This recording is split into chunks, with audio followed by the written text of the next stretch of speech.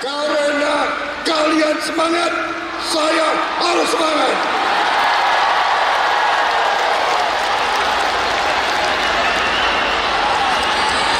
Saya yakin dan percaya rakyat Indonesia tidak mau pemimpin yang tukang omon saja.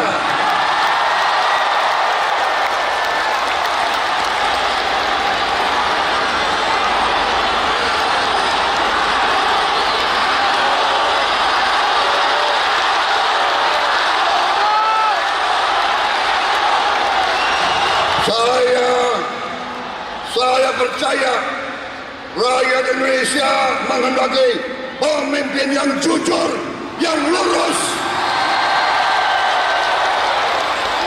pemimpin yang satu kata sesuai dengan perbuatannya. Apa yang diucapkan itu yang ada di hatinya.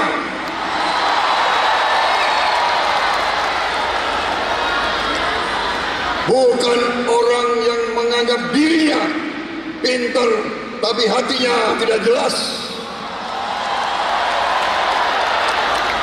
Kita dibantu oleh teman-teman media, kita dibantu oleh netizen, kita dibantu oleh seluruh rakyat Indonesia, karena apa yang kita sampaikan bisa dimengerti oleh seluruh lapisan rakyat kita, saudara sekalian.